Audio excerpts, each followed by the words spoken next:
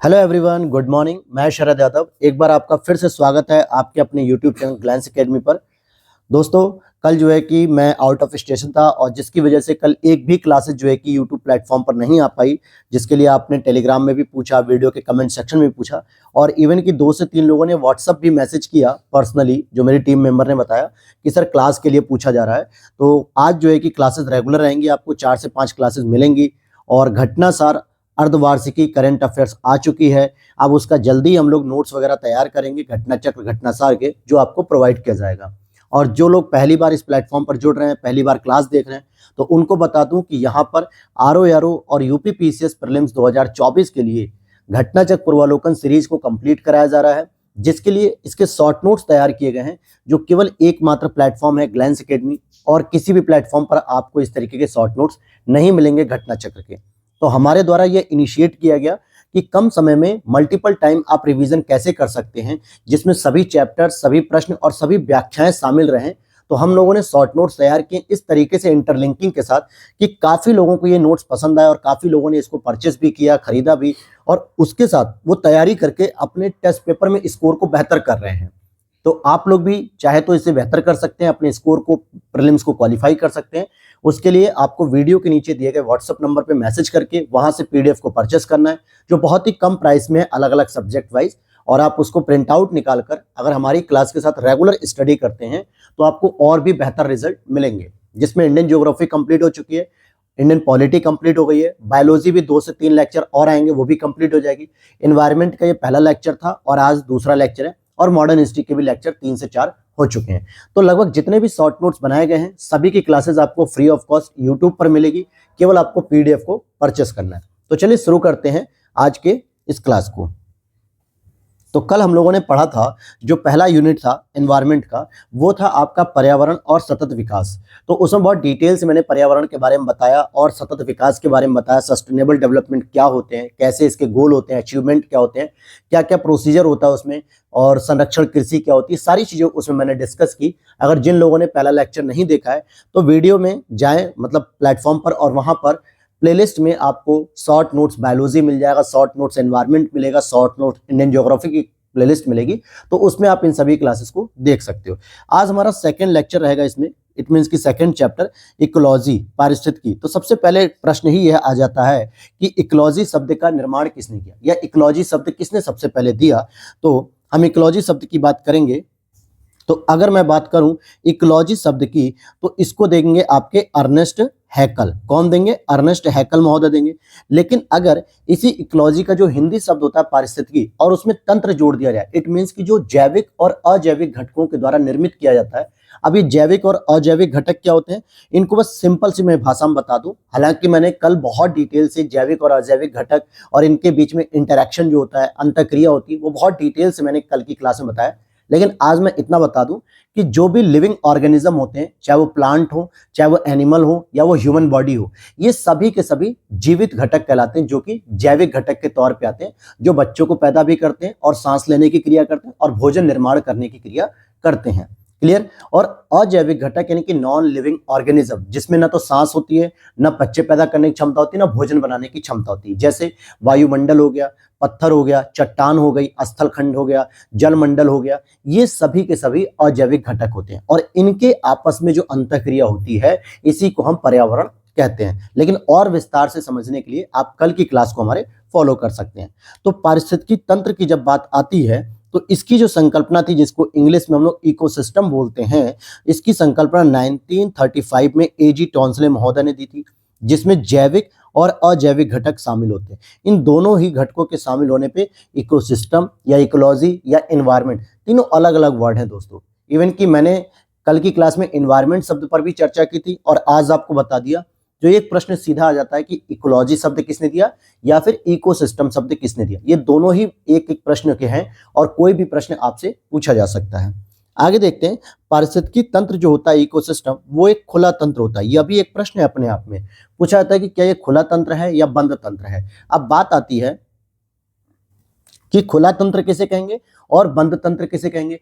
तो देखिए, जो ओपन सिस्टम होता है उसमें कुछ पदार्थों का पुनर्वेश होता है यानी इनपुट होता है, और कुछ पदार्थों का आउटपुट हो जाता है यानी कि बाहर हो जाना। लेकिन जो क्लोज सिस्टम होता है, बंद तंत्र, उसमें ना तो कोई वस्तु बाहर जाती है ना कोई वस्तु अंदर आती है। अब पर्यावरण में क्या है, अगर आप एक मानवीय घटक हैं तो आप कहीं ना कहीं मरने के बाद अपने बॉडी से कार्बन चक्र, सल्फर चक्र, वाटर चक्र, नाइट्रोजन चक्र, इनके माध्यम से अपने पदार्थों को या अपने बॉडी के वेस्टेज को क्या करते हो, वायुमंडल में निकालते हो। और लेकिन जब कोई बच्चा नया जन्म लेता है और वो धीरे धीरे अपनी उम्र की ओर बढ़ता है तो वो भोजन से जल भी ग्रहण करता है, वायुमंडल से कार्बन ग्रहण करता है, नाइट्रोजन की प्राप्ति करता है, सल्फर की प्राप्ति करता है। तो इट मीन्स कि पर्यावरण एक ओपन सिस्टम है जहां पे कुछ चीजों का प्रवेश भी हो रहा है और कुछ चीजों का बहिर्वेश भी हो रहा है। सेम इसी तरीके से आप प्लांट को देख सकते हो। प्लांट में CO2 प्रवेश करती है, ठीक है, जल प्रवेश करता है, सनलाइट प्रवेश करती है, पोषक तत्व प्रवेश करते हैं।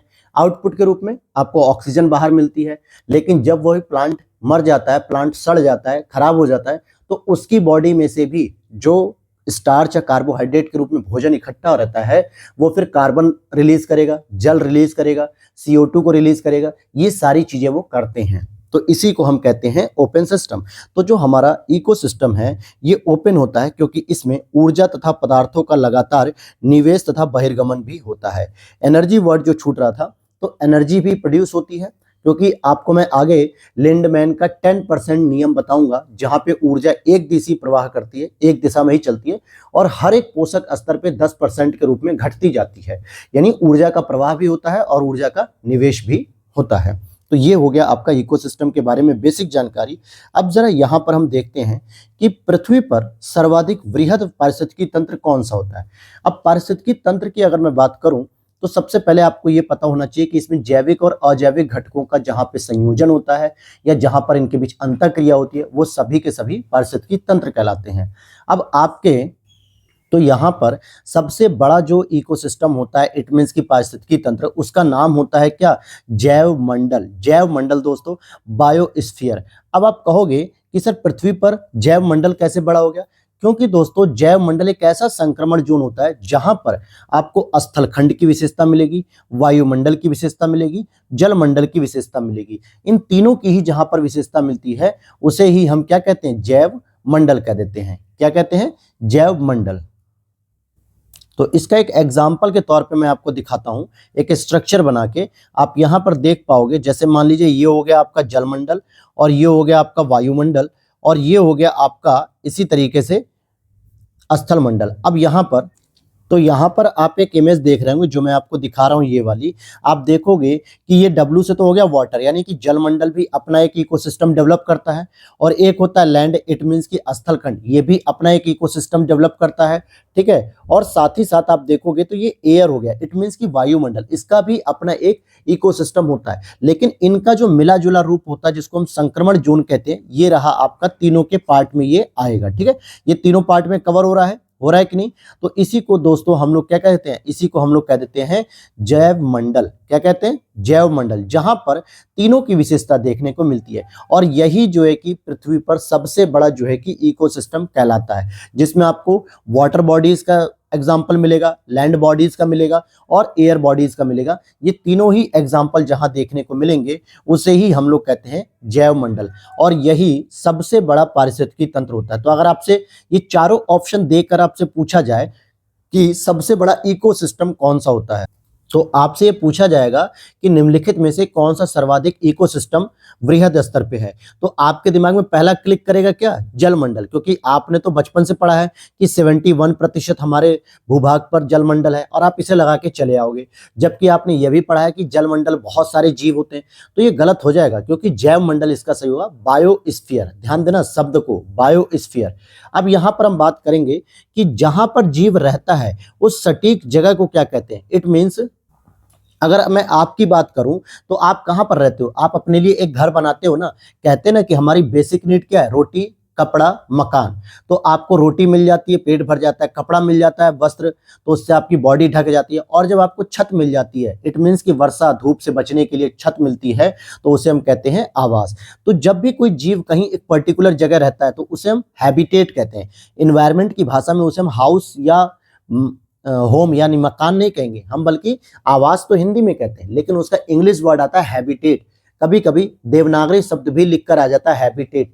तो आपको पता होना चाहिए कि हैबिटेट एक जीव के रहने की स्थान होता है और जीव से जैव मंडल तक जैविक संगठन का जो सही क्रम होता है। जैसे एक छोटा सा जीव जब वो पैदा हुआ तो वो कैसे जो है कि जैव मंडल का हिस्सा बनेगा, तो सबसे पहले उन जीवों की संख्या होगी, बहुत सारी संख्या होगी। जैसे आप अगर अपनी बात करें तो आप जिस क्षेत्र में रह रहे होंगे या जिस गांव में रह रहे होंगे या जिस शहर में रह रहे होंगे, तो वहां पर पहले एक संख्या, 2, 10, 12, 50, 100, 500, 1000, 10,000, लाख, 2 लाख, ऐसे करके जनसंख्या हुई और फिर उनका एक अपना समुदाय बन गया। अब वो मान लो समुदाय धार्मिक स्तर पे हो सकता है या भाषाई स्तर पे हो सकता है या फिर आप क्षेत्र के स्तर पे कर लो या किसी भी प्रकार से आप समुदाय बना लो।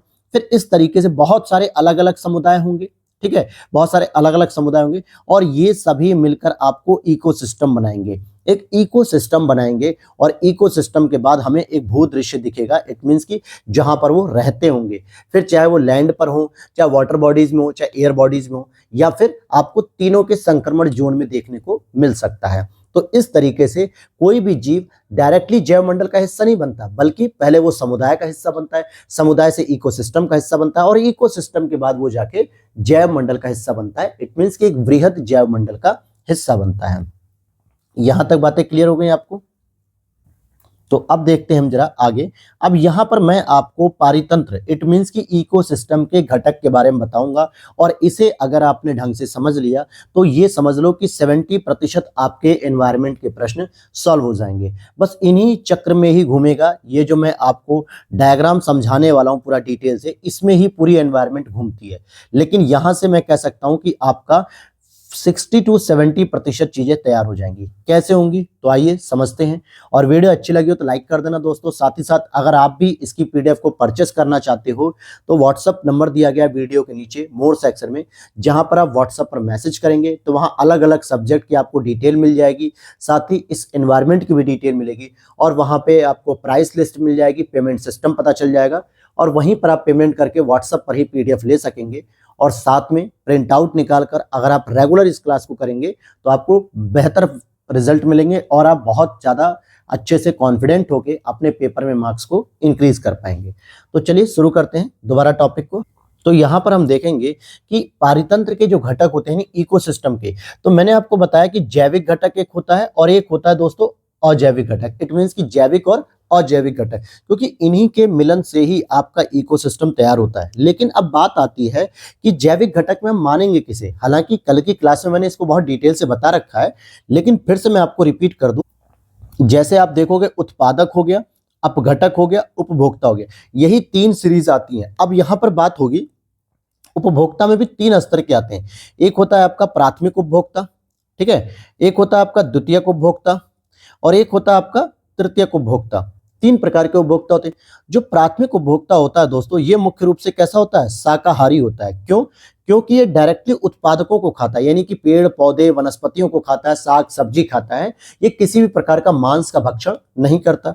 जो द्वितीयक उत्पादक उपभोक्ता होता है, ये सामान्यतः मांसाहारी होता है, जो केवल और केवल क्या खाता है, मांस वगैरह खाता है, जानवरों को खाता है।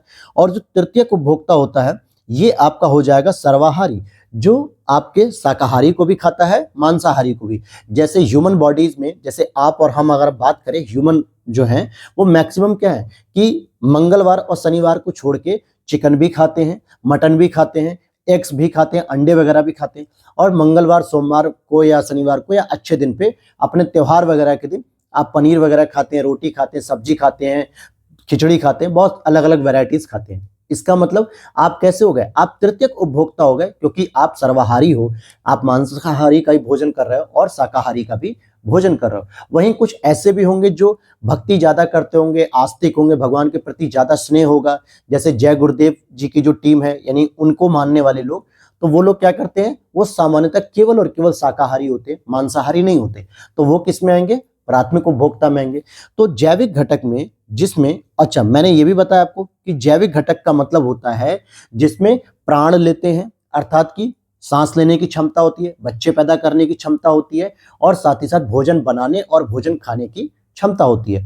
तो उत्पादक की बात करेंगे तो उत्पादक का मतलब होता है प्रोडक्शन करना, यानी भोजन का प्रोडक्शन करना। और भोजन का प्रोडक्शन कौन करता है दोस्तों, हम कर पाते हैं क्या, हम नहीं कर पाते। हम तो बस केवल बने बनाए भोजन को उठाते हैं मार्केट से और उसको नमक मिर्च मसाला लगा के गर्म पानी में पका के खा लेते हैं। तो असल में जो भोजन बनाने की क्रिया होती है वो पेड़ पौधों के द्वारा होती है। ये बताओ, बैंगन आप उगाते हो या पेड़ उगाता है? गोभी आप पैदा करते हो या पेड़ पैदा करता है? कटहल की सब्जी हो गई, कुछ भी हो गया, तो असल में ये प्लांट ही तो है जो हमारे लिए इस सब्जी को तैयार कर रहे हैं। तो प्लांट क्या हो गए? उत्पादक हो गए। और ये क्या होते हैं? प्राथमिक उत्पादक कहलाते हैं। दूसरा होता है अपघटक, जो कि उत्पादक और उपभोक्ता की जो वेस्टेज होते हैं, जो खराब मटेरियल होते हैं या जो मरने के बाद सड़ने गलने लगते हैं, उसको ये अपघटक, जिसको हम लोग डिकम्पोजर कहते हैं, ये डिकम्पोज करते हैं। डिकम्पोज मतलब कि उसको छोटे छोटे महीन टुकड़ों में तोड़कर उसका विघटन कर देते हैं। और विघटन करने के बाद उस बॉडी पार्ट में से या उस सब्जी में से या उस पेड़ में से जो कार्बन होता है वो वायुमंडल में चला जाता है, नाइट्रोजन अलग हो जाता है, सल्फर अलग हो जाता है, जल अलग हो जाता है, पोषक तत्व तो अलग हो जाते हैं। और फिर यही सारी चीजें मुक्त अवस्था में वायुमंडल में घूमती हैं और वहां से दोबारा पेड़ पौधों के द्वारा ग्रहण कर ली जाती है भोजन बनाने के लिए। इसी को हम लोग क्या कहते हैं? कार्बन चक्र, सल्फर चक्र, नाइट्रोजन चक्र, जल चक्र। यही सारा प्रोसेस होता है। मैं आगे इस क्लास को भी डिटेल डिस्क्राइब करूंगा जब ये चक्र हम लोग कवर कर रहे होंगे। तो यहां से आपने समझ लिया जैविक घटक।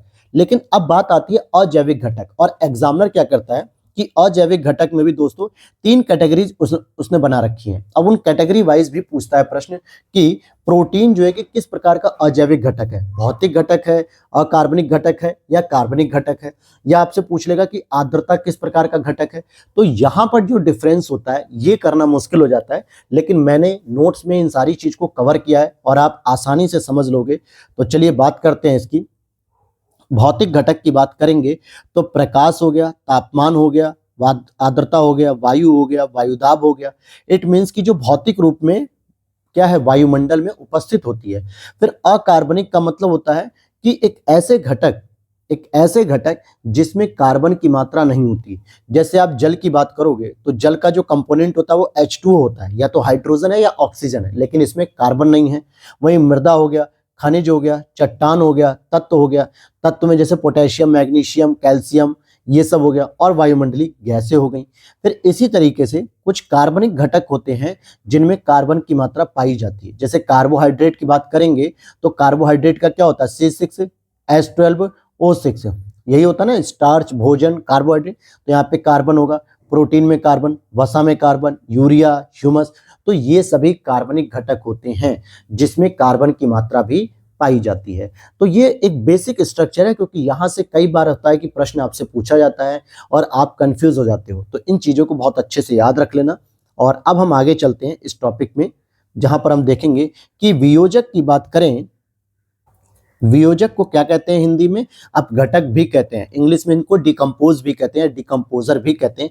ये कार्बनिक पदार्थों को अकार्बनिक पदार्थ में परिवर्तित करते हैं। कैसे कर देते हैं? क्योंकि हमारी बॉडी में जो कार्बनिक पदार्थ होता है, जब व्यक्ति की मृत्यु हो जाती है तो उस मृत्यु के बाद, या जो है कि आप अगर कोई वेस्टेज बाहर करते हैं अपनी बॉडी से, तो उसको अपघटक के द्वारा छोटे छोटे महीन टुकड़ों में तोड़ा जाता है। या कोई पेड़ पौधा जो खराब हो जाता है उसको भी जो है कि ये लोग अपघटक के रूप में तोड़ देते हैं, छोटे छोटे कणों के रूप में। और वहां से कार्बनिक जो पदार्थ होता है उसके अंदर वो निकल के बाहर हो जाता है और जिससे वो अकार्बनिक पदार्थ के रूप में परिवर्तित हो जाता है। जैसे कि चट्टान बन गया, जल बन गया या खनिज बन गया, अभी हमने पढ़ा ना, अकार्बनिक पदार्थ के रूप में। और सबसे तो इसलिए यहाँ पर अपघटक का यही काम होता है कि कार्बनिक पदार्थों को अकार्बनिक पदार्थ में तोड़ना।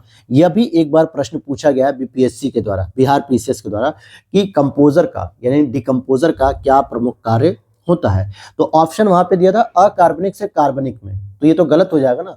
वो कैसे तोड़ लेगा? अकार्बनिक से कार्बनिक में तो पेड़ पौधे होते हैं जो अकार्बनिक घटकों को लेते हैं और कार्बनिक रूप में तैयार कर लेते हैं। लेकिन डिकम्पोजर का काम होता है कार्बनिक से अकार्बनिक की ओर जाना। अब नेक्स्ट पॉइंट को देखें तो सबसे अधिक स्थिर पारिस्थितिकी तंत्र और विशालतम पारिस्थितिकी तंत्र कौन सा होता है? तो आपका सही उत्तर हो जाएगा सागरी या महासागरी भी कह सकते हो।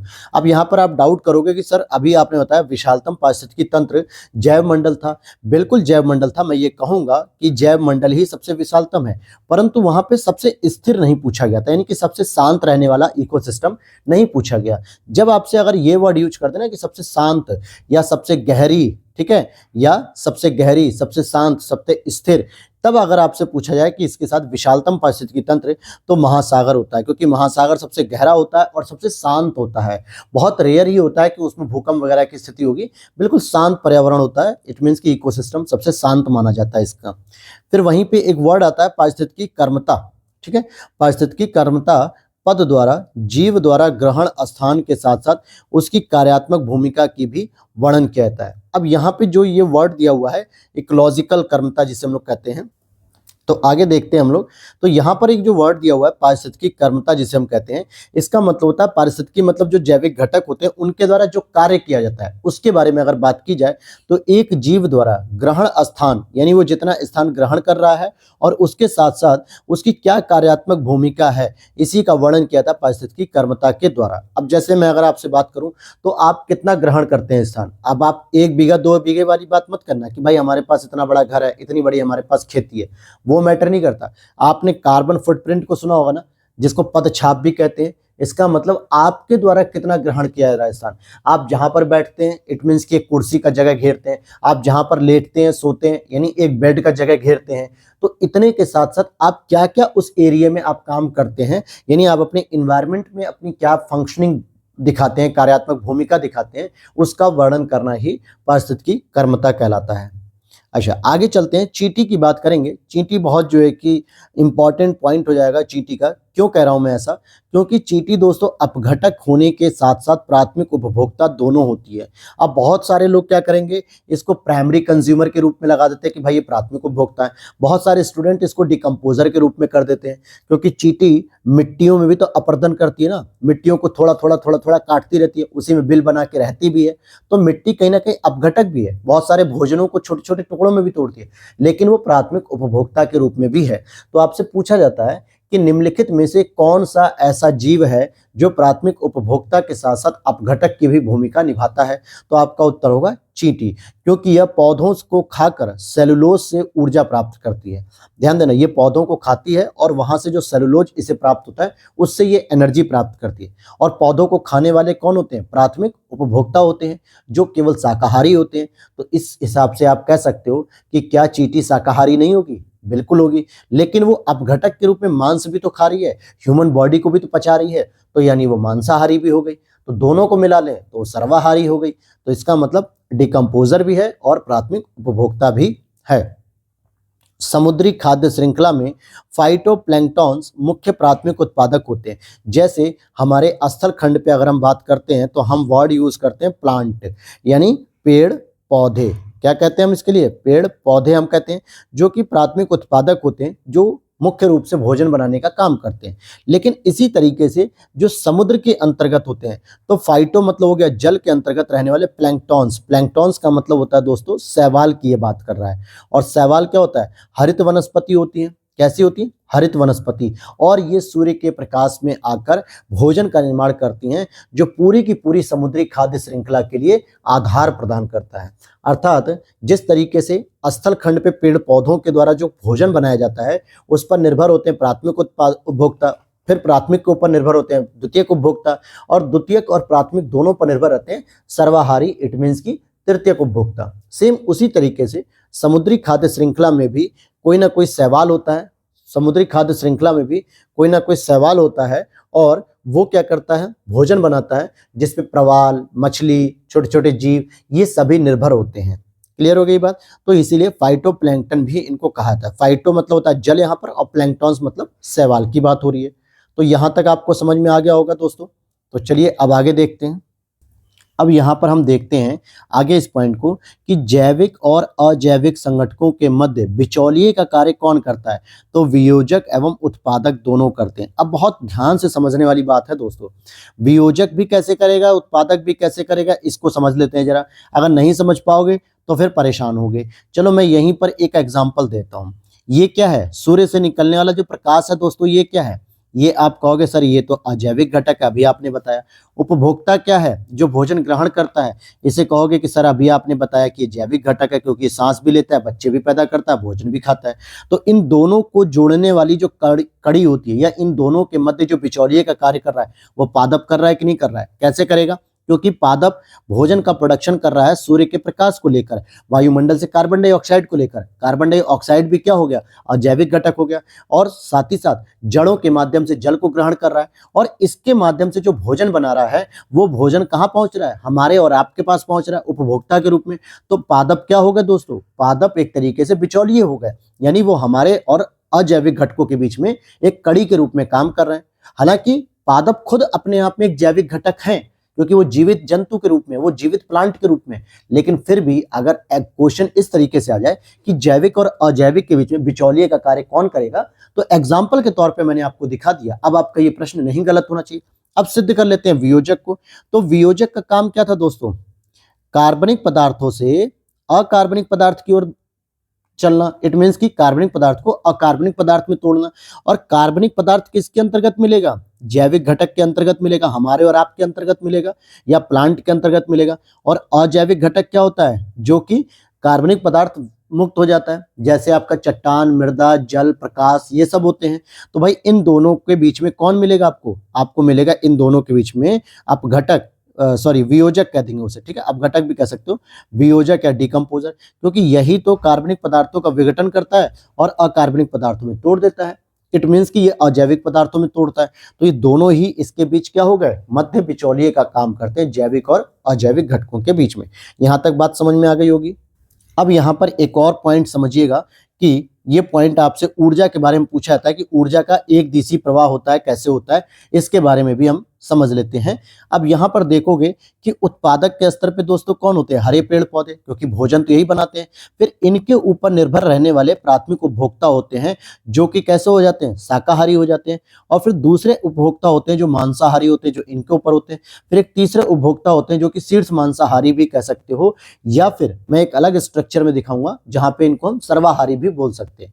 लेकिन मैं यहाँ पे शीर्ष मांसाहारी का मतलब हो गया कि जो बिल्कुल ही केवल और केवल मांस खाते हैं। यहाँ पर मांसाहारी के मतलब के रूप में आप ह्यूमन को भी रख सकते हो, जो मांस भी खा रहा है और साथ ही साथ भोजन भी कर रहा है, तो सर्वाहारी या मांसाहारी कह दो। लेकिन यहाँ पे अब आपको देखना है कि ऊर्जा का प्रवाह एक दिशी होता है, और इस तरीके से जो थर्ड उपभोक्ता तक होगा, तो ऊर्जा सबसे अधिक कहाँ होगी और सबसे कम कहाँ होगी। अब मुझे ये बताइए, मैं एक एग्जांपल देता हूँ। यहाँ पर तो आप समझ लीजिए कि एक प्लांट है, चलिए मैं यहाँ पर किसी एक प्लांट का नाम रख लेता हूँ, आम का पेड़ फॉर एग्जाम्पल, और इसके ऊपर निर्भर रहने वाला एक हिरन है मान लीजिए, क्योंकि हिरन घास खाता है, और हिरन के ऊपर निर्भर रहने वाला एक तरीके से आप समझ सकते हो बाघ, चलो शेर लिख दिया, और थर्ड वाले पे मैंने मानव को लिख दिया, जो शीर्ष मांसाहारी या जो भी आप समझ लीजिए। यहाँ पे फोकस नहीं करना इतना। अब मुझे बताओ कि ऊर्जा सबसे अधिक कहाँ होगी। ये आम नहीं है, ये आम का पेड़ है, तो आप कहोगे सर मानव में होगी या फिर बाघ में होगी, और यही गलती कर जाओगे, क्योंकि सबसे अधिक जो ऊर्जा होगी वो आम के पेड़ में होगी, क्योंकि 10% का नियम यही तो कहता है कि जो उत्पादक होता है दोस्तों, पेड़ पौधे, ये अपने पास 100% ऊर्जा रखते हैं, और 100 में से क्या करते हैं, 100 में से 10% दे देते हैं दूसरे को, बल्कि 90% अपने पास रख लेते हैं। तो वो 10% किसको दिया, शाकाहारी को दिया। तो बताइए 10% यहाँ आ जाएगा कि नहीं हो जाएगा। और ये 90% अपने पास क्यों रख रहे हैं, क्योंकि अपनी जीवनचर्या को चलाने के लिए, अपनी मेटाबॉलिज्म क्रिया करने के लिए, भोजन को पचाने के लिए, भोजन बनाने के लिए इन्हें जो ऊर्जा चाहिए होती है वो सबसे अधिक रख लेते हैं। अब जो शाकाहारी के पास गई 10% ऊर्जा, तो 10% में से आप क्या करोगे, इसका भी 90% ये अपने पास रखेगा और 10% ऊपर वाले को दे देगा। तो 10 का 10% कितना हो गया, एक निकल के आ गया, 1% आ गया। अब इस एक का भी अगर आप 10% निकालोगे तो 0.1% आ जाएगा। तो इस तरीके से आप देखोगे कि थर्ड उपभोक्ता के पास एनर्जी की सबसे ज्यादा कमी है और उत्पादक के पास सबसे ज्यादा एनर्जी होती है। और ये जो प्रवाह होता है ये एक दिशी होता है, यानी एक ही दिशा में चलेगा। ये ऐसा नहीं कि वापस भी आ जाएगा, ऐसा नहीं हो सकता। ये कैसा होगा, केवल एक दिशी होता है। तो यानी उत्पादक से होते हुए उपभोक्ता की ओर चलता है, और 10% की प्रत्येक स्तर पे कमी देखने को मिलती है, प्रत्येक स्तर पे 10% की कमी देखने को मिलेगी। तो इसे ही कहते हैं ऊर्जा का एक दिशी प्रवाह कहते हैं, क्योंकि प्रश्न पूछा जाता है कि ऊर्जा का एक दिशी प्रवाह होता है या कैसा होता है। मैं आगे अभी और बताऊंगा एग्जाम्पल के तौर पे। अब यहाँ देख लेते हैं, अपघटक की बात कर लेते हैं, क्योंकि कई बार ये शब्द आ रहा है अपघटक के रूप में। तो अपघटक वे जीव होते हैं जो सड़न या अपक्षय की प्रक्रिया को तेज करते हैं और जिससे पोषक तत्वों का पुनः चक्रीकरण हो सके। तो अपघटक या डिकम्पोजर या वियोजक हम उन जीवों को कहते हैं जो कहीं ना कहीं पौधों में सड़न पैदा करते हैं और अपक्षय करते हैं, यानी उनका छोटे छोटे टुकड़ों में जो है कि उन्हें तोड़ते हैं, चाहे फिर वो मनुष्य की बॉडी हो, चाहे जीव जंतुओं की बॉडी हो या पेड़ पौधों की बॉडी हो, इनकी प्रक्रिया को तेज करते हैं और जो भी उनके अंतर्गत जो पोषक तत्व होते हैं, चाहे वो सल्फर, नाइट्रोजन, जल, कार्बन, फास्फोरस, कुछ भी, इन सब का पुनः चक्रीकरण करते हैं। और अपघटक कार्बनिक यौगिकों को अकार्बनिक यौगिकों में तोड़ते हैं। तो ध्यान देना, अपघटक किसको तोड़ते हैं? कार्बनिक से अकार्बनिक में। और यही तो जैविक और अजैविक घटकों के बीच में क्या होते हैं? बिचौलिए के रूप में काम करेंगे। और जैसे अपघटक के रूप में अगर हम देखें तो आप देखोगे कि कवक होते हैं, जीवाणु होते हैं, प्रोटोजोआ होते हैं, गोलकृमि होते हैं, केचुआ होते हैं, केचुआ, और साथ ही साथ आप इसमें चींटी को भी रख सकते हो। क्या रख सकते हो? चींटी को भी रख सकते हो। जबकि दोस्तों विषाणु की अगर हम बात करें, क्योंकि आपके दिमाग में आएगा सर कवक हो गया, जीवाणु, प्रोटोजोआ, गोलकृमि, केचुआ हो गया, तो क्या विषाणु भी आप अपघटक की श्रेणी में रखोगे? तो बिल्कुल नहीं, विषाणुओं को अपघटक की श्रेणी में नहीं रख सकते, बल्कि ये आपके अंतर्गत बीमारी को बढ़ा देगा, और जबकि अपघटक बीमारी नहीं बढ़ाते हैं। क्लियर? तो विषाणु को अपघटक की श्रेणी में नहीं रखते हैं। और ठीक उसी प्रकार से जैसे स्थल खंड की हमने श्रृंखला को देखा, वैसे हम समुद्री आहार श्रृंखला को देखेंगे तो समुद्र में जो डायटम होते हैं, जो कि स्वपोषी होते हैं, जो हरित पौधे होते हैं, या इसी को हम लोग अभी हमने ऊपर पढ़ा फाइटो प्लैंकटन भी कहते हैं। क्या कहते हैं उसको? हम फाइटो प्लैंकटन कहते हैं। मीन्स क्या हो जाएगा फाइटो प्लैंकटन का? इसका मतलब क्या होगा फाइटोप्लैंक्टन का? ये जो हरित वनस्पति होती है, जिसको हम लोग शैवाल भी कह देते हैं या डाइटम भी कह दो, ये स्वपोषी होते हैं, ये भोजन बना रहे हैं, इनके पास उत्पादन क्षमता सबसे अधिक है, इनके पास एनर्जी सबसे अधिक होगी 100%, और इस पर निर्भर रहने वाले जो शाकाहारी उपभोक्ता होते हैं उसको हम लोग क्रेस्टेशियाई कहते हैं। तो इनको केवल कितना मिलेगा? 10% मिलेगा 100% की एनर्जी का। और इसके ऊपर जो हेरिंग एक मछली का प्रकार होता है, हालांकि और भी जो है कि मांसाहारी उपभोक्ता होते हैं जो इनके ऊपर निर्भर होगा, तो इनको 1% ही तो मिलेगी एनर्जी।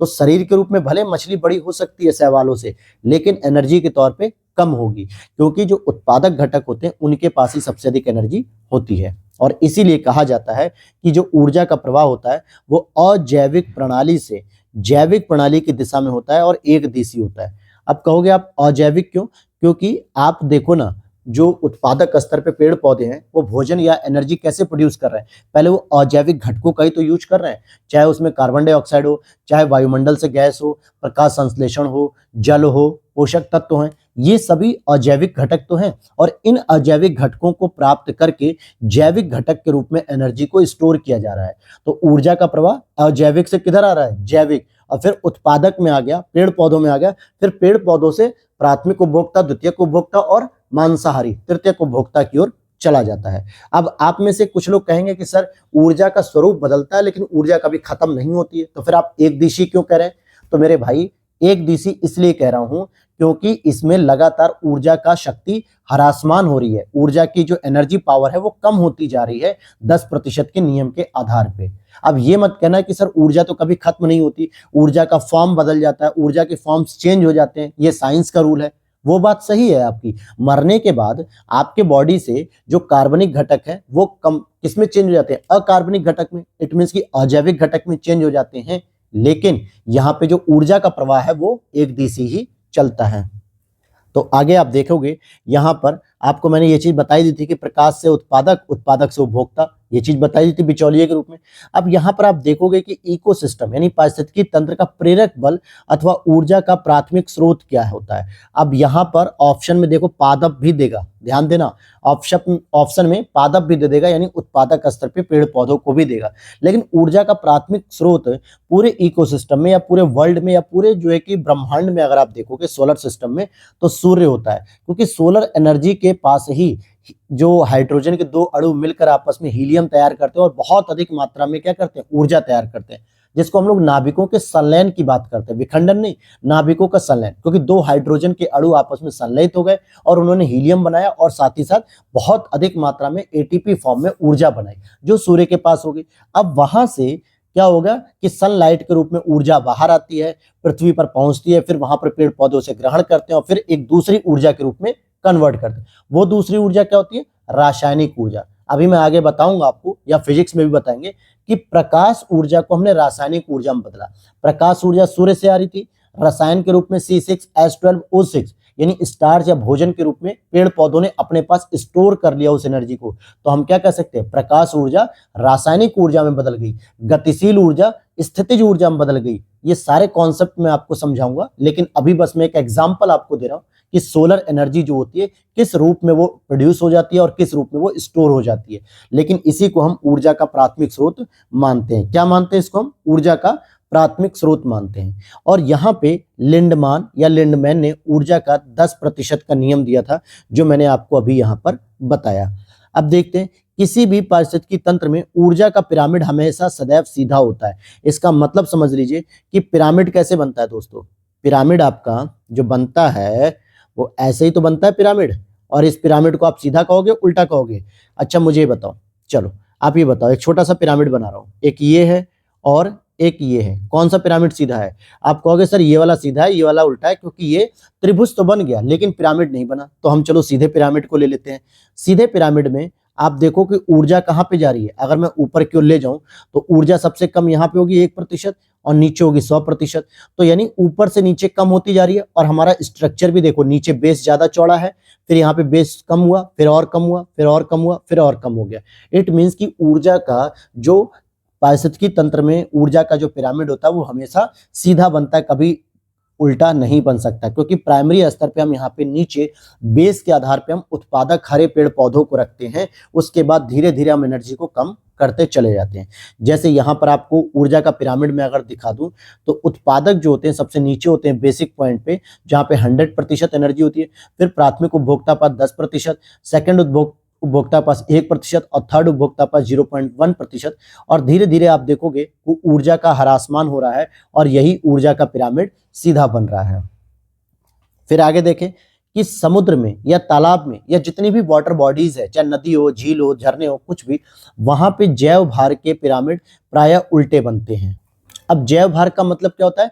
जो बॉडी वेट होता है, जो बॉडी का मांस होता है। इट मीन्स कि आपके अंदर अगर बॉडी वेट मैं कहूँ 60 किलो है, 65 किलो है, 70 किलो है, तो आपका जैव भार कितना हो गया? 70 किलो हो गया। लेकिन अगर वही एक पेड़ को अगर मैं उठा के लाऊं, अमरूद के पेड़ को, आम के पेड़ को, छोटा सा पेड़, बहुत बड़ा नहीं, तो हो सकता है उसका वजन केवल 60-70 किलो, उसका वजन 30 किलो भी हो सकता है, उसका वजन 20 किलो भी हो सकता है। तो उसका बॉडी वेट कम है, इट मीन्स कि उसका जैव भार कम हो गया। क्योंकि मछलियों का जैव भार, वजन ज्यादा होता है पादप प्लावकों के अपेक्षा। कैसे होता है? अब यहाँ पे मैंने आपको इस तरीके से उल्टा जो है कि बना दिया, ये जैव भार का हो गया। जो ऊपर के स्तर पे देखोगे तो वजन सबसे अधिक किसका होगा? बड़ी बड़ी मछलियों का। व्हेल मछली का देख लो भाई, व्हेल मछली बड़ी बड़ी होती है ना, ब्लू व्हेल, व्हाइट व्हेल, तो इनके वजन ज्यादा होते हैं। लेकिन जो सबसे नीचे होते हैं टिप पर, जिनके पास एनर्जी तो ज्यादा होती है, लेकिन ये शैवाल होते हैं, और शैवालों का वजन क्या होता है? घास का वजन ज्यादा होगा या मछली का वजन ज्यादा होगा? आप मुझे इतना ही बताइए भाई। शार्क मछली हो गई, व्हेल मछली हो गई, डॉल्फिन मछली हो गई, इनका वजन ज्यादा होगा ना, कि शैवाल जैसी घास फूस का वजन ज्यादा होगा? तो आप कहोगे सर मछलियों का वजन ज्यादा होगा। तो जिनका वजन ज्यादा है हम उसे ऊपर रख रहे हैं, और इस आधार पे नीचे घटते जाओगे, नीचे उतरते जाओगे, तो आपको शैवालों का वजन कम मिलेगा। इसीलिए बायोमास के आधार पे, जैव भार के आधार पे पिरामिड हमेशा उल्टा मिलेगा। लेकिन अगर एनर्जी के रूप में पूछा जाए तो ऊर्जा का पिरामिड हमेशा सीधा मिलेगा। क्लियर? अब एक टर्म्स आती है दोस्तों, जैव वानिकी या बायोनॉमिक्स। बायोनॉमिक्स क्या होती है, जैव वानिकी क्या होती है, तो इसको समझ लेते हैं। इसका शाब्दिक अर्थ होता है जीवन के नियम, यानी जीवन जीने का जो नियम होता है वो कैसा होता है। यह पारिस्थितिकी तंत्र का पर्याय होता है, सिनोनिम्स होता है। यह प्राकृतिक तंत्रों के मूल्य पर बल देता है जो मानव तंत्रों को प्रभावित करते हैं। पारिस्थितिकी तंत्र में तत्वों के चक्रण को हम क्या करते हैं? जैव भू रासायनिक चक्र कहते हैं। अब तत्वों का मतलब क्या होता है कि जो कार्बन होता है वो कार्बन हमारी प्लांट में आता है, फिर हमारे प्लांट से हमारी बॉडी में आता है, फिर हमारे बॉडी से बाहर निकल जाता है, मरने के बाद धीरे धीरे फिर वायुमंडल में आता है। इसी तरीके से सल्फर, नाइट्रोजन, जल, कार्बन, इन सब का जो है कि चक्रण होता है, तो इन्हीं को जैव भू रासायनिक चक्र भी कहते हैं। और देखें तो फास्फोरस चक्र में फास्फोरस मुख्य रूप से चट्टानों के अपक्षय से मुक्त होती है। ध्यान देना कि हमारी बॉडी से उतना फास्फोरस मुक्त नहीं होता पेड़ पौधों से जितना चट्टानों के अपक्षय से। क्योंकि जो फास्फोरस का जो स्टोर होता है ना, फास्फोरस का जो संग्रहण होता है वो अपर्दनकारी चट्टान जो होती हैं, जिनको हम लोग अवसादी चट्टान भी कहते हैं, जब उनका अपक्षयन होता है तो उन दरारों में भरी हुई फास्फोरस मुक्त होती है। और अपक्षयन कैसे होता है? या तो हवाओं से होता है, बालू से होता है, पवन से होता है, रेत से होता है, या जल से होता है, नदियों से होता है। जब वो किसी पत्थर को काटते हुए जाती हैं, बार बार काटते हुए जाती हैं, तो आप देखोगे एक समय के बाद वो पत्थर घिसने लगता है और वहां से फास्फोरस जो है कि गैस के रूप में वायुमंडल में मुक्त हो जाती है। आगे देखते हैं। और इसी प्रकार से आप देखोगे कि घास स्थलों में पारिस्थितिकी अनुक्रमण, जो जैविक अनुक्रमण होता है, इसकी प्रक्रिया में वृक्ष घासों को प्रतिस्थापित नहीं कर पाते हैं। अब यहाँ पे एक जैविक अनुक्रमण का मतलब होता है जिसको हम लोग बायोटिक सक्सेशन वर्ड यूज करते हैं, बायोटिक सक्सेशन, जहां पर ये मान के चलिए कि कोई ऐसी जगह होती है जहां पर वृक्ष, घास और अन्य जीव जंतुओं के बीच में प्रतिस्पर्धा होती है कि देखिए कौन यहाँ पर टिक पाएगा। तो ऐसे में वृक्ष जो है कि नहीं टिक पाते, घासों को प्रतिस्थापित नहीं कर पाते हैं। तो आप देखोगे जहां पे घास के मैदान होते हैं ना, जैसे आप पढ़ोगे प्रेरी घास के मैदान पढ़ोगे, डाउन्स पढ़ोगे, वेल्ड पढ़ोगे, और इसी तरीके से आप तो पुस्ता हो गया, फिर उसके बाद लानोज हो गया, पंपास हो गया, ठीक है। तो ये जो घास के मैदान होते हैं, यहाँ पर आप क्यों घास के मैदान कहते हो? क्योंकि यहाँ पर वृक्ष नहीं मिलते हैं, अगर मिलते भी हैं तो बहुत दूर दूर मिलते हैं। या आप अपने स्कूल के या गांव के या कॉलोनी के आसपास घास के मैदान देखोगे, पार्क देखोगे, वहां पे पेड़ नहीं मिलते हैं। क्यों? क्योंकि जो घास होती है दोस्तों, वो वर्षा के अधिकांश जल को पौधों की जड़ों तक पहुंचने से पूर्व ही अवशोषित कर लेती है। अब जो घास होती है वो छोटी छोटी होती है, और पेड़ों के आसपास का जो एरिया होता है जो घास से कवर्ड होता है, तो जो वर्षा की बूंद आती है वो घास पहले ही एब्जॉर्ब कर लेती है और पौधों की जड़ों तक नहीं पहुंचने देती। और इसके साथ ही आग लगने पर घास स्थलों की भूमि पथरीली और बंजर हो जाती है, और ऐसी भूमि पर लाइकेन उगने लगते हैं जो कि आदर्श वातावरण उपलब्ध कराती है। और ऐसे में वृक्षों को ना तो पोषक तत्व मिल पाया, ना ह्यूमस मिल पाया, और ना ही बारिश का पानी मिल पाया। क्योंकि भाई वृक्ष को बड़ा होना है ना, बड़ी चीजों के लिए बड़ी एनर्जी चाहिए होती है, तो वृक्ष घास की अपेक्षा बहुत बड़े होते हैं, इसलिए उनको बड़ी मात्रा में पानी, बड़ी मात्रा में पोषक तत्व, बड़ी मात्रा में जो है कि उनको जल, सूर्य का प्रकाश, सब कुछ चाहिए। लेकिन घास उन्हें मिलने ही नहीं दे रही है, कुछ भी सारी की सारी जड़ में जाने नहीं दे रही है। तो ऐसी स्थिति में घास को वो रिप्लेस नहीं कर पाते हैं। अब यहां पर आप देखोगे बायोटिक सक्सेशन का एक सही क्रम क्या होता है। तो जैसे जैविक अनुक्रमण, कभी कभी यह भी पूछा जाता है कि जैविक अनुक्रमण का मतलब होता है किसी नई जगह पर जहां पर केवल और केवल पत्थर है, चट्टान है, पठार है, यहाँ पर किस तरीके से हम किसी वनस्पति को पैदा करते हैं, या किस तरीके से यहाँ पे किसी एक समुदाय का आगमन होता है। तो सबसे पहले, हालांकि इसे ओडम महोदय हैं, एक व्यक्ति हैं वैज्ञानिक, इन्होंने इस थियोरी को दिया कि जैसे कोई एक चट्टान होती है जिसको हम नग्नीकरण कहते हैं, चट्टान या स्थलखंड जहां पे किसी प्रकार की कोई भी वनस्पति नहीं देखने को मिलती है, तो उसे हम कहते हैं न्यूडेशन। ठीक, न्यूडेशन होता है। फिर उसके बाद कुछ जीव आते हैं, और इस जीव में जो भाग लेता है उसी को हम कहते हैं सीरी। क्या कहते हैं? सीरी। यानी इस पूरी प्रक्रिया में जो जैविक घटक भाग लेता है उसे हम कहते हैं सीरी। क्योंकि किसी खाली स्थान पे कोई ना कोई जैविक घटक अपना आवास बनाएगा, तो वो प्रवास करता उसकी तरफ, उस एरिया की तरफ प्रवास करेगा, माइग्रेशन। और फिर वहां जब कई सारे क्षेत्रों से अलग अलग प्रकार के जीव प्रजाति आती हैं, लाइकेन हो गया, फॉस हो गया और मॉस हो गया, बहुत अलग अलग, तो उनके बीच में आपस में क्या चलता है? अस्थापन चलता है, यानी एक दूसरे के प्रति प्रतिस्पर्धा चलती है। फिर रिएक्शन होता है आपस में टकराने पे, और फिर जो फाइनली बच जाता है, जो सबसे ज्यादा ताकतवर होता है, वो स्टेबलाइजेशन यानी वो स्थिरीकरण प्राप्त कर लेता है। और सबसे ज्यादा ताकतवर कौन होता है? वृक्ष होता है। क्योंकि आप अल्टीमेटली किसी भी चीज का आप चरम स्थिति देखोगे, चरम समुदाय देखोगे, तो वृक्ष ही कहलाएगा। आगे मैं इसको डिटेल से बताऊंगा, अभी बताऊंगा तो कंफ्यूज हो जाओगे। तो चलिए आगे देख लेते हैं। पारिस्थितिकी संक्रमण की बात करें, जो इकोलॉजिकल इकोटोन हो, इसकी अवधारणा का प्रयोग जॉन डब्ल्यू बेनेट ने किया था, और 1976 में इन्होंने अपनी एक पुस्तक निकाली थी, इकोलॉजिकल ट्रांजिशन। समुदायों का पूर्ण क्रम जो क्रमशः एक निश्चित स्थान पर बदलता है, उसको सीयर या सीरी भी कह देते हैं। यही होता है जो बायोटिक सक्सेशन में पार्टिसिपेट करता है जैविक घटक के रूप में। यही जो है कि एक निश्चित स्थान पे अपने आप को बदलता है, तो ये समुदाय तैयार करता है सीरी के रूप में। अब यहां पर देखिए, जैविक अनुक्रमण की प्रक्रिया में भाग लेने वाला जो घटक होता है उसको सीयर या सीरी भी कहते हैं। यह भी प्रश्न पूछा जाता है। अच्छा, चिपको आंदोलन का नारा क्या था? पारिस्थितिकी स्थायी मितव्ययिता है। पारिस्थितिकी स्थायी मितव्ययिता है। अगर आप इकोसिस्टम को नहीं बचा पाओगे तो बहुत परेशानी हो जाएगी। फिर एक आता है टर्म्स पारिस्थितिकी पदछाप, इकोलॉजिकल फुटप्रिंट के माप की इकाई क्या होती है, भूमंडलीय हेक्टेयर। यानी एक पैर की जो इकाई बनाई जाती है, पैर के रूप में एक डिजाइन बनाई जाती है, पदछाप यानी पैर के छाप। तो इकोलॉजिकल जो फुटप्रिंट होते हैं इसी को हम मापते हैं भूमंडलीय हेक्टेयर के रूप में। वहीं हम देखें कि स्थिर जल के आवास क्या होते हैं, लैंटिक होते हैं, और बहते हुए जल के आवास क्या होते हैं, लोटिक होते हैं। ये प्रश्न कई बार पूछा जाता है और कुछ लोग इसी लोटिक और लेंटिक में कंफ्यूज हो जाते हैं दोस्तों। फिर उसके बाद प्रश्न गलत हो जाता है और फिर मुंह से निकलता है ये तो गलत हो गया। तो स्थिर जल के लिए अगर हम कहेंगे, अब जैसे आप देखोगे आर्द्र भूमि का जो जल होता है वो सामान्यतः दलदली जल होता है, क्योंकि दलदल का जो पानी होता है वो जल और स्थल खंड इन दोनों के बीच में देखने को मिलता है। यानी एक तरफ तो हो गई आपकी वाटर बॉडीज, ठीक है, और एक तरफ आपका हो गया लैंड बॉडीज, स्थल खंड। तो ये जो बीच वाला पार्ट होता है ना संक्रमण, इसी को हम लोग कह देते हैं आर्द्र भूमि। तो यहाँ पे जो पानी होता है वो दलदल के रूप में जमा रहता है, वो इधर उधर नहीं भागता है। तालाब को देख लो, तालाब एक चारों तरफ से घिरा हुआ रहता है स्थल खंड से।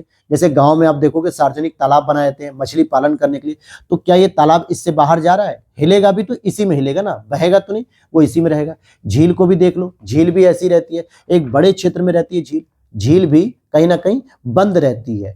तो इसको हम कहते हैं स्थिर जल, और स्थिर जल को पूछा जाता है लैंटिक के रूप में। लेकिन वही बहते हुए जल में जैसे नदी हो गया, समुद्र हो गया, या नहर हो गई, नहर भी तो इसी में आएगी भाई। एक जगह से निकली 20 किलोमीटर, 50 किलोमीटर, 100 किलोमीटर जाके नहर रुक रही है, तो कहीं ना कहीं लोटिक में आता है बहते हुए जल, और ये कई बार प्रश्न पूछा जाता है।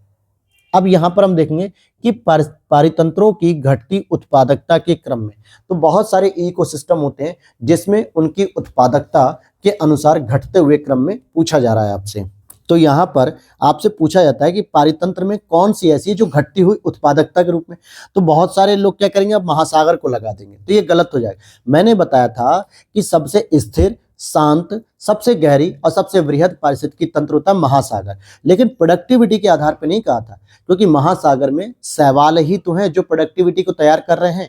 लेकिन आप देखोगे तो मैंग्रोव जो है कि सबसे ज्यादा प्रोडक्टिविटी के रूप में होते हैं। आप कहोगे सर भारत में मैंग्रोव तो जो है कि बहुत कम है, तो ये प्रश्न दोस्तों भारत का नहीं पूरी दुनिया का है। जहां जहां भी मैंग्रोव होता है वो जलमंडल को, स्थल मंडल को और दलदली आर्द्र भूमि को सबसे अधिक प्रोडक्टिविटी प्रदान करता है, इसलिए मैंग्रोव सबसे पहले होगा।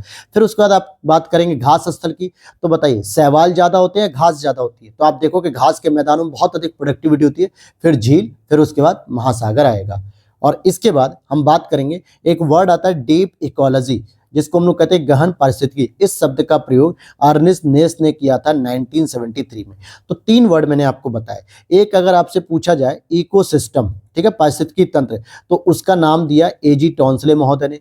एक मैंने आपको वर्ड बताया इकोलॉजी, जिसको हम लोग कहते हैं पारिस्थितिकी, इसका नाम दिया अर्नेस्ट हैकेल ने दिया, ठीक है, अर्नेस्ट हैकेल ने। एक वर्ड होता है डीप इकोलॉजी, गहन पारिस्थितिकी तंत्र, इसका नाम दिया अर्नेस्ट नेस ने। अब और आगे देखते हैं, तो मोनोक्लाइमेक्स, मोनोक्लाइमेक्स जो कि एक एकल चरम बिंदु होता है, इस सिद्धांत का प्रतिपादन F.E. क्लेमेंटस ने किया। अब यहाँ पे कोई सिद्धांत नहीं है, बस इनके अनुसार ये कहा गया कि प्रत्येक क्षेत्र में एक समुदाय उच्चतम स्तर पर विकसित समुदाय होता है। भाई कोई भी क्षेत्र में आप देखोगे तो कोई ना कोई एक समुदाय तो ऐसा होगा ना जो सबसे सर्वोच्च स्तर पर डेवलप होता है, तो उसी को हम लोग कह देते हैं कि एक समुदाय उच्चतम स्तर पर विकसित समुदाय होता है। और ये सिद्धांत ही क्या कहता है, मोनोक्लाइन कहलाता है सिद्धांत। पारिस्थितिकी नीचे, जिसको हम लोग निच भी कहते हैं, निच भी कहते हैं, इसकी संकल्पना 1917 में जोसेफ ग्रिनेल महोदय ने दी थी, और इसे सूक्ष्म आवास के रूप में व्यक्त किया था, माइक्रो हैबिटेट के रूप में, अर्थात पारिस्थितिकी निकेत के रूप में। तो पारिस्थितिकी निकेत भी एक तरीके से होता है। अब आगे इसके बारे में जरा जान लेते हैं, क्योंकि ये बहुत कंफ्यूजिंग टॉपिक है पारिस्थितिकी निकेत। तो ध्यान देना कि एक प्रजाति का एक विशिष्ट निकेत होता है, अलग अलग स्थान होता है, पारिस्थितिकी तंत्र में उसकी कार्यात्मक भूमिका होती है। अब मैं ये कह सकता हूं कि जैसे मान लो 100 निकेत हो गए, तो इनके 100 अलग अलग जो है कि स्थान होंगे रहने के। एक आवास में तो कई लोग रह सकते हैं, मान लीजिए एक आवास है, इसमें जो है कि कई लोग रह सकते हैं, एक आवास में कई लोग रह सकते हैं, और ये जो कई लोग रह रहे हैं ना, यही तो आपके निकेत हो गए ना, ये सब निकेत है। लेकिन क्या इस निकेत में दूसरा कोई रह रहा है क्या? मुझे ये बताओ, इस निकेत में कोई दूसरा भी रह रहा है? तो आप कहोगे नहीं सर, इसमें तो एक ही व्यक्ति रह रहा है। तो प्रत्येक प्रजाति का अपना एक निकेत होता है, प्रत्येक प्रजाति का अपना एक विशिष्ट स्थान होता है, जहां पर केवल वही रहता और कोई भी नहीं रहता। एक एग्जाम्पल के रूप में मैं बता दूं, बहुत आसानी से आप समझ लोगे, एग्जाम्पल समझना, और इकोसिस्टम में उनकी जो मुख्य भूमिका होती है वो कार्यात्मक के रूप में होती है, जो कि पूरे इकोसिस्टम को संचालित करते रहते हैं। अब जैसे मान लेते हैं, अब ये एग्जाम्पल आप लोग समझिएगा। जैसे मान लीजिए कि आपका एक घर है दोस्तों, ठीक है, चलिए सभी के पास एक एक घर है, तो ये आपका घर हो गया। तो इसे मैं क्या कह दूं, मैं इसे आवास कह दूं, तो आप कहोगे जी सर। और आवास को इंग्लिश में क्या कहते हैं दोस्तों, हैबिटेट कहते हैं।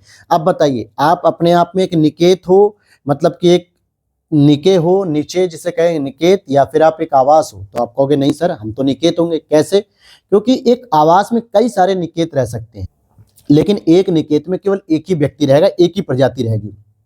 आप मानव की प्रजाति हो, आपका मान लीजिए ये कमरा हो गया, आपकी सिस्टर का ये कमरा हो गया, आपके पिताजी का ये कमरा हो गया, आपके दादाजी का ये कमरा हो गया, आपकी दादी जी का ये कमरा हो गया। अब ये अलग अलग कमरे हो गए, तो ये 1 2 3 4 5। अब मुझे बताइए, आप कभी चाहते हो कि आपके रूम में कोई दूसरा आके रहे? आपकी अगर सिस्टर भी आ जाए और आप अपनी गर्लफ्रेंड से बात कर रहे होगे, तो कहोगे ये कब जाए तो मैं अपनी गर्लफ्रेंड से बात करूं। या आपके घर में अगर आपकी मम्मी पापा आ जाए सोने, कि नहीं आज तो बेटा हम यहीं सोएंगे, तो आप उठ के चले जाओ, कहोगे ऐसा आप सो, मैं आपके कमरे में जा रहा हूं। क्यों ऐसा होता है? क्योंकि आप भी एक निकेत की भांति ही एक्टिविटी करते हो, क्योंकि आपको बिल्कुल नहीं पसंद है कि आपके अपने स्पेस वाले कमरे में कोई और दूसरा है, या आपकी सिस्टर को नहीं पसंद कि आपके कमरे में, यानी सिस्टर के कमरे में कोई दूसरा है।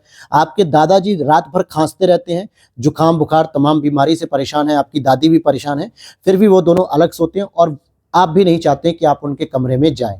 इसका मतलब क्या हुआ कि निकेत की भूमिका आप निभा रहे हैं। तो एक निकेत में केवल एक ही प्रजाति रह सकती है। इस प्रकार से एक आवास में मैंने दिखाया आपको कि 5 प्रजातियां हैं, मतलब 5 निकेत हैं, लेकिन पांचों अलग अलग कमरे में रहना पसंद करते हैं। तो ये समझ में आ गया। तो निकेत क्या करते हैं, कार्यात्मक भूमिका भी निभाते हैं इकोसिस्टम में। अगर निकेत ना हो तो इकोसिस्टम पूरा ठप हो जाएगा। क्लियर हो गया? उम्मीद करता हूं ये जो डाउटफुल रहा होगा ये टॉपिक, बहुत सारे बच्चों को डाउट रहता है, ये अब क्लियर हो गया होगा। अच्छा, कुछ अधिनियम है। वन्य जीव संरक्षण अधिनियम 1972 में आया, वन संरक्षण अधिनियम 1980 में आया, पर्यावरण संरक्षण अधिनियम 1986 में आया, और इसी को हम लोग छाता विधान भी कह देते हैं। अच्छा, 3 वर्ड और आते हैं, पिक्नोक्लाइन, हेलोक्लाइन, थर्मोक्लाइन। तो ये वाटर बॉडीज के अंतर्गत होते हैं। पिक्नोक्लाइन जो होता है वो घनत्व प्रवणता को दर्शाता है कि पिक्नोक्लाइन का मान अगर अधिक है तो हम ये कह सकते हैं कि उस वाटर बॉडीज का घनत्व अधिक है, और हेलोक्लाइन का मान अधिक है तो हम कह सकते हैं उस वाटर बॉडीज की लवणता अधिक है। जैसे जो डेड सी है, जॉर्डन और इजराइल के बॉर्डर पर है, इन दोनों के बीच में मृत सागर, उसकी लवणता सबसे अधिक होती है। ठीक है, और वहीं एक वॉन झील भी है, उसकी भी लवणता बहुत अधिक होती है। थर्मोक्लाइन की बात करें तो थर्मामीटर से क्या नापते हैं, तापमान नापते हैं, तो थर्मो से थर्मामीटर कर सकते हो। इट मीन्स कि ये गहराई के साथ साथ उसका वाटर बॉडीज का तापमान को भी मेजरमेंट करता है। तो पिक्नोक्लाइन से घनत्व, हेलोक्लाइन से लवणता और थर्मोक्लाइन से तापमान उस वाटर बॉडीज का चेक किया जाता है। अब यहाँ पर हम बात करेंगे प्रवाल भित्तियों की, और यही हमारा होगा। तो आगे देखते हैं, यहाँ पर ये हमारा इस समय का, अब ये आज के हमारा लास्ट टॉपिक होगा, प्रवाल भित्तियां। ठीक है, जिसको हम कोरल रीफ भी कहते हैं। ऑस्ट्रेलिया के ग्रेट बैरियर रीफ में पाई जाती है, लक्षद्वीप में पाई जाती है, अंडमान निकोबार में पाई जाती है। तो ये सभी जानकारी हम लोग यहाँ पे कवर करेंगे। हालांकि प्रवाल भित्ति के बारे में और भी डिटेल जानकारी आपको जैसे जैसे चैप्टर बढ़ता जाएगा वैसे वैसे चीजें आपको मिलेंगी। वीडियो अच्छी लगी हो तो लाइक कर देना दोस्तों। अगर आपको ये चैनल पसंद आ रहा हो, सारी चीजें अगर आपको यहाँ पर मिल रही हो फ्री ऑफ कॉस्ट, तो आप बिल्कुल चैनल को सब्सक्राइब कर लेना। साथ ही साथ इसकी पीडीएफ को आप परचेस कर लीजिएगा, ताकि आपको स्टडी करने में और आसानी हो जाए, लेक्चर के साथ समझने में और आसानी हो जाए। क्योंकि ये पीडीएफ पूरी की पूरी घटनाचक्र पूर्वालोकन सीरीज की बनाई गई है, जिसमें और किसी भी किताब को इंक्लूड नहीं किया गया, केवल और केवल घटनाचक्र को। सारे चैप्टर्स घटनाचक्र के अकॉर्डिंग है, आप चाहे तो क्रॉस चेक भी कर सकते हो। और पीडीएफ कैसे मिलेगी, तो वीडियो के नीचे लिंक दिया गया है, व्हाट्सएप नंबर दिया गया है, वहां पर आप मैसेज करके पूरी जानकारी ले सकते हो। इसकी डेमो पीडीएफ देखना चाहते हो तो हर सब्जेक्ट की एक डेमो पीडीएफ हमने तैयार कर रखी है, जो टेलीग्राम चैनल पर पोस्ट की गई है पिन कमेंट सेक्शन में, आप वहां से उसे देख सकते हो। तो चलिए देख लेते हैं। प्रवाल भित्ति का सबसे इंपॉर्टेंट चीज जो होता है कि इनका जो निर्माण होता है दोस्तों, वो 25 डिग्री नॉर्थ से लेकर 25 डिग्री साउथ के बीच में होता है। इसका मतलब एवरेज मान के चलो कर्क रेखा से लेकर मकर रेखा के बीच में होता है।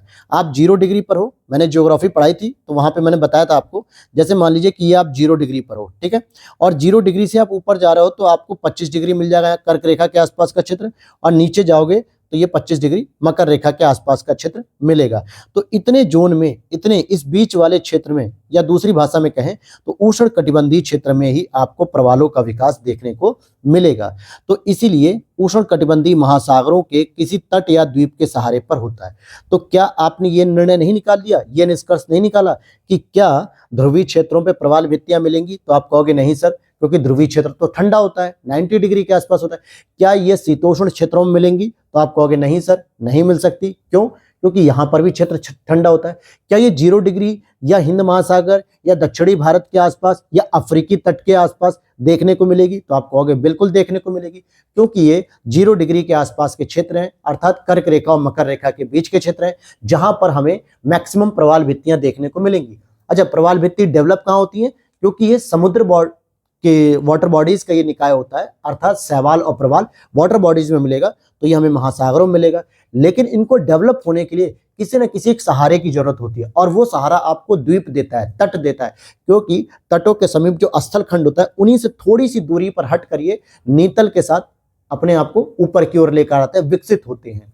ठीक है, क्योंकि आने वाले समय के बाद करीब करीब 100 साल, 1000 साल, 500 साल बाद यही प्रवाल जब मर जाते हैं तो कैल्शियम कार्बोनेट की जो बॉडी होती है, इनके ऊपर की खोल होती है, वो ठोस हो जाती है और जो एक आइलैंड के रूप में काम करने लगता है, और फिर इसी आइलैंड पे लोग रहने लगते हैं, यानी एक जमीन के रूप में। जैसे लक्षद्वीप क्या है? एटॉल के रूप में है। हम बात करेंगे लक्षद्वीप की, अंडमान निकोबार की, तो लक्षद्वीप भी एक तरीके से प्रवाल भित्ति का एक स्ट्रक्चर है, एक नमूना है, कह सकते हो। तो लक्षद्वीप कोई अलग से कोई लैंड नहीं है, बल्कि वो प्रवाल भित्ति का एक समूह है जिसके ऊपर अब लोग रह रहे हैं, क्योंकि वो प्रवाल भित्ति मर चुकी है, अब वो केवल एक पत्थर के रूप में है, जमीन के रूप में है, तो वहां पे लोग रह रहे हैं। तो ये चीज हो गई।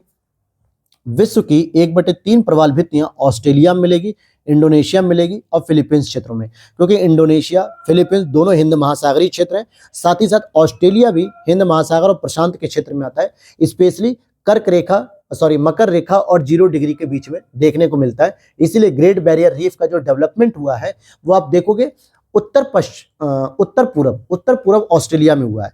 जैसे अगर मैं एक मैप बना दूं तो आप अगर देखोगे, फॉर एग्जांपल मैं ये ऑस्ट्रेलिया का मैप बना रहा हूं, तो यहां पर देखोगे इस तरीके से यहां पे मकर रेखा जा रही है, ठीक है, और यहां ऊपर से जा रही है 0 डिग्री। तो मुख्य विस्तार उनका यहां पर है, जहां मैं रेड कलर का पेन चला रहा हूं, यहां पर है। यानी मकर रेखा के नीचे उनका विस्तार नहीं है, बल्कि ऊपर ही ज्यादातर आपको देखने को मिल जाएगी ग्रेट बैरियर रीफ के रूप। और आगे हम बात करें तो उष्ण कटिबंधीय जो वर्षा वनों की अपेक्षा प्रवाल भित्तियां कहीं अधिक संख्या में जंतु संघों का परपोषण यानी कि पालन करती हैं।